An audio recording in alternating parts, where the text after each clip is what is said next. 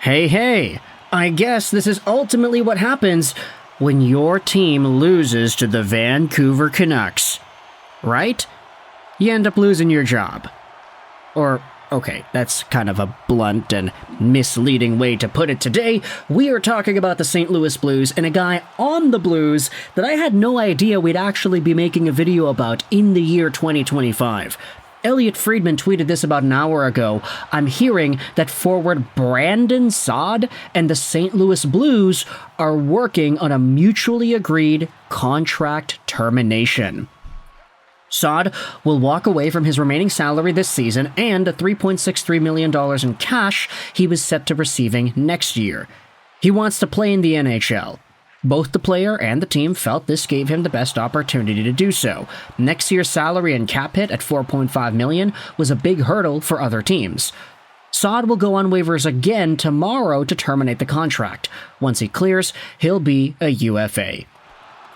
Friedman then says here, yes, for those asking, the Blues would be clear of the contract, opening cap space. And Brandon Saad is a really interesting name, because he's a guy that has been in the NHL for so long, and debuting at such a young age, I honestly had to do a double take when I looked at Saad's profile and I was like, wait, that guy's only 32 years old? I feel like he's been in the league forever. Brandon Saad was drafted by Chicago back in 2011, and he made his debut with the team the season after. 2 games played, 0 points, but he also had 2 games in the playoffs when the Blackhawks were... What did they do in the 2012 season? I don't remember, but they did win the Cup the season after in 2013, where Saad was a rookie. He had 6 points in 23 games played. What a way to start out your NHL career.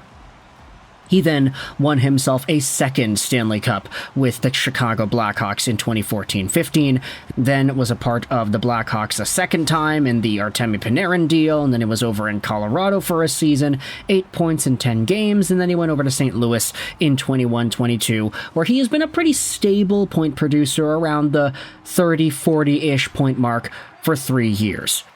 This season, though, Brandon Saad has 16 points in 43 games, on pace for only 27 points, so a pretty steep decline from the production he had had lately.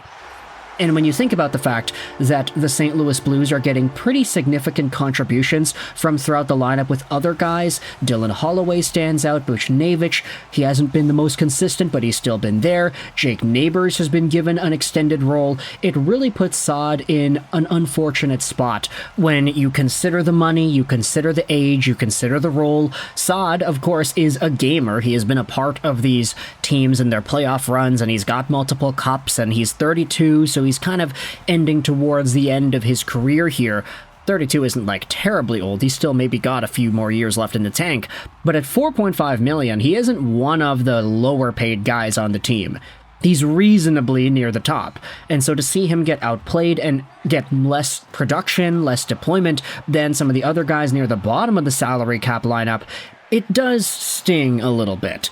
And ultimately, with this move, Brandon Saad literally putting money on the table to get a better opportunity. This is the ultimate bet-on-yourself move that we could be seeing in the NHL nowadays.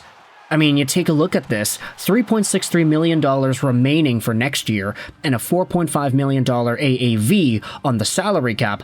Obviously, when this guy got placed on waivers the other day, it would be tough for any team to go out there and say, yeah, this is a guy we're going to claim. Look at his production. It's so good. It's worthy of $4.5 million. So now he's forfeiting that money and saying to all the NHL teams, hey guys, I really want to play. I want to be in a winning position. I want to help out a team. I want to be given a meaningful role, and I can take a pay cut to do so.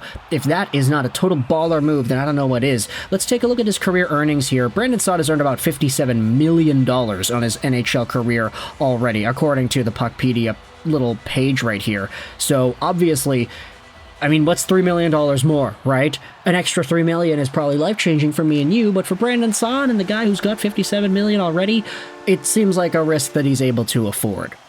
Hopefully, though, this doesn't backfire in the same way that John Klingberg's situation from a few years ago did, the same way the Kevin Labanc situation from a few years ago did. Sometimes these bet-on-yourself kind of moves actually don't work out. And so for Brandon Saad, I mean, he already got some money with $4.5 million a year as the AAV throughout the past 2-3 seasons, so obviously he's fine. But coming off of a $6 million AAV deal from 2015 all the way to 2021, I think at this part of his career, you could start to see that, okay, yeah, maybe he was a little bit overpaid. Maybe he wasn't as good as the dollar amount would suggest. I mean, 50 points on a season is not bad, but ultimately, there's a reason he had won Stanley Cups in the past before this stint, and there's a reason he got the payday that he did. So at this point in his career, he's already got the money. He wants to go back out there chasing championships one more time, and this series of moves right here is going to help him do that. He's not going to get claimed. Like, we already know that. He didn't get claimed today. He'll not get claimed the next time. So for Brandon Saad, this will be a choice for him to go wherever it is that he wants. Maybe a Boston or a Colorado or a Tampa Bay or something, because they'll be able to give him as little money as possible. Could they re-sign him for league minimum? No. They're talking about the St. Louis Blues, but any other team could go out there and sign Brandon Saad to any sort of a deal that he had agreed to. He got a lot of money already, so there's not really much else for him to go and accomplish financially. So with this in mind, I want you to let me know your thoughts in the comments section below. If you're a St. Louis Blues fan, what are your thoughts on Brandon Saad and the way he had played this season? Obviously, the past 2-3 seasons have seen him produce more, so what are your thoughts on the way he was deployed and effective in this season's worth of play? Was it the right move to go out there and mutually terminate the contract? If he was already getting sent down and nobody wanted him the first time, is this a good chance for him to take on himself? Obviously, $4.5 million was going to be the biggest hurdle, but in your opinion, how much do you think he really is worth? If you had to re-sign Brandon Saad today, if you had to give him a brand new contract, what do you think is the reasonable dollar amount for the services he provides? Just looking at the point production here, a 27-point guy, I'd say if he makes like $2 million, you're probably okay with that. Last year, though, 42 points in 82 games played. 4.5 is like right around the territory that I feel is appropriate, but if an NHL team that's in the playoffs is going to go out there and get this guy, obviously they don't want to pay a full 4.5. They're going to want some salary retention. And for Saad, even if he signs like a 1-year, $1 million deal with, let's say, the Capitals or something, that obviously would be very helpful for them. So let me know your thoughts in the comment section below about Brandon Saad, his NHL career thus far, and how things have gotten to this point where he is all of a sudden going to be one of the more viable free agent targets. He doesn't have any money attached to him as of, let's say, 2 days from now, and according to Elliot Friedman, it seems like he's going to be a free agent. So thoughts in the comment section below about Brandon Saad. If you're a fan of a team that's in the playoffs right now, would you want your team to sign this dude? And for how much? That's the ultimate question here. If you're a Blues fan, what are your thoughts on Saad? Let me know in the comment section below. I hope you enjoyed this video. And bye.